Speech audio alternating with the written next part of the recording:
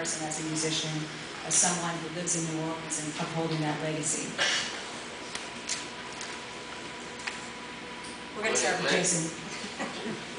Oh. Jason has one. There's one right in this. There you go. Oh, now you got two. Stereo. Right.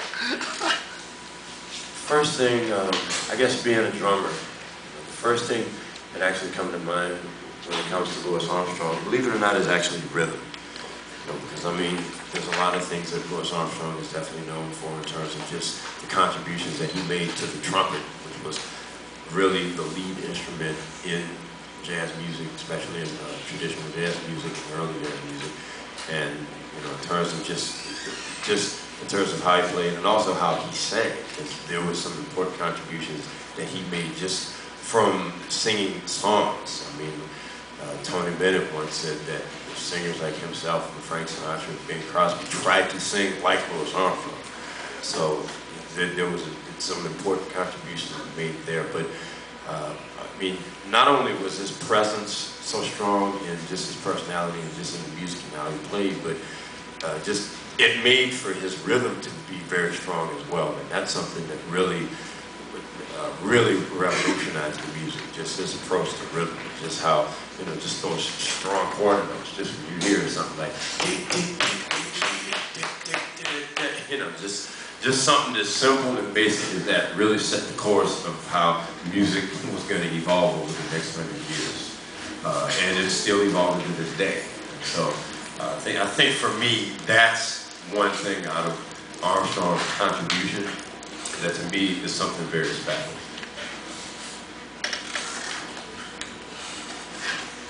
To me, I always say this every time people ask me about Louis Armstrong. And to me, when people look at Louis Armstrong, they look at him as a jazz musician that played trumpet. But when I look at him from a different perspective. I look at him as an international pop star of his time. You know, when you take a guy that changed the sound of music and the face of music the way it was being done back then, and made a whole generation of people, and even to this day it still has an effect on everything that's going on around. So even in what I'm doing, in the way I use what I steal from Louis Armstrong, you know, he's a great entertainer. The music that he played was fun. It wasn't all serious all the time. He joked around a lot of this. I try to take a lot of those similar things and use it in the music that I do, which is, you know, the way he tried to push the music of his generation to another level is the same way I try to push the music of my generation to another level. You know, it's easy to do something that someone else has already done because it's already a blueprint for it. But when you try to do something different, people look at it like, all right, maybe you don't want to accept that at this point. And it's the same stuff that Louis Armstrong was getting back in the days when he changed the sound from Dixieland to what we actually know him for. So it's just one of those situations where the way I look at him is as an innovator, a great entertainer, a great trumpet player, but at the same time, to me, he was an international pop star. All right. My take on Louis Armstrong is like he's one of the most influential people that ever lived. I mean, not only did he influence people of his day, but even till today. I mean, Louis Armstrong just set a bar that I'm not sure has been even equaled yet. I mean, there's been great influential musicians, Miles Davis, and Charlie Parker, and people like that. But I mean, still, in many ways, they were standing on the shoulders of Louis Armstrong, and that's big people to have on your shoulders. And you know, I mean, he set the bar like how the trumpet should sound, how the trumpet should be played, and made things that were almost necessary to learn in order to reach to that other level as a musician. And also, like Shamarr said, when you hear Louis Armstrong's records, there's some serious music going on there. But there's so much fun and joy. Like when I listened to him and Ella Fitzgerald, and they did Savoy, and on one take, you know, like about the seventh chorus, Louis Armstrong says, one more, Ella, one more. And she apparently grabs her throat. He said, "Now don't grab your throat now. Don't grab my throat either." You know, so full of joy, but the music still was intense and serious. Right. I mean, this was high. This was way up there in the music business. Anyway, thank you, Louis Armstrong, just for being born. So, I was born in a city in Germany. The city is very small, it's called Osnabrück. And to speak about Louis Armstrong, if you go to my hometown, which is very, very far from New Orleans, mostly, nearly everyone knows who is Louis Armstrong. So this is the thing, also to see Louis Armstrong, as Shamarr said, he was an international performing artist.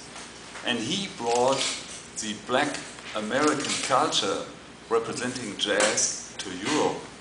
And he brought it in the 30s. He did great concerts in Berlin, all over Germany, all over Europe. So he's the most intensive person who made clear to Europe what it does mean to play jazz.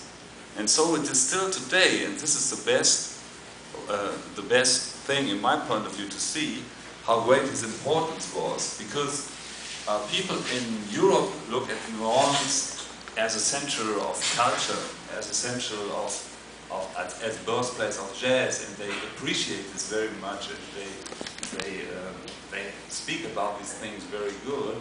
And so Louis Armstrong, he's the one who brought these things first to Europe and also to all over the world. So I think this is great. This is his great importance to the culture of the world. That's it. Okay. Just as Mr. Brunious said a little earlier, that Louis Armstrong set a bar that pretty much hasn't been met yet. And I think of that in a way that it gives a trumpet player anywhere a place to work to. If you find that person that, man, I wish I could play like him, and he set such a high standard for trumpet that perpetually you'll never stop trying to work to it. And it kind of gives a trumpet player, excuse me, hope and a yearning to get better and preserve the culture of New Orleans. And I think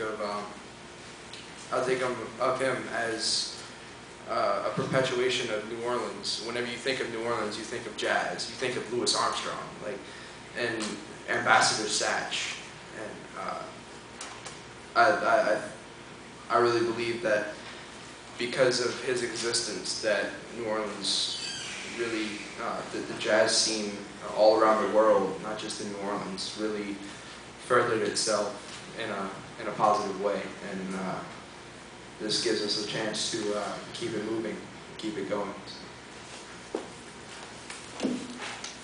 Just pass it down. You know, Louis Armstrong was definitely one of the first people I listened to, and it was like, man, he's really great. Like Doyle said, he's one of the first people that people think of when it comes to New Orleans and jazz, and you know, like you said, it's a goal that you want to get to. You want to be like, oh my gosh, I want to be able to play like Louis Armstrong. I want to be just like him. I want to have the sound. I want to have the same ideas. I want to be an idol. He's an idol to me. So, yeah, he's an international trumpet player. He's one of the best. He's probably still the best in the world. You know, even though he's gone, he's always someone I looked up to, and always someone I wanted to sound like and play like. You know, he always had a smile on his face when he was playing. He was never, I don't think there was ever a time where I saw him sad, or a time where he didn't look like he was having fun. So every time I want to play music, I always want to have fun, and I always want to carry on that tradition. And you know, Louis Armstrong had always have fun when you're playing, because if you're not having fun, like what are you playing for?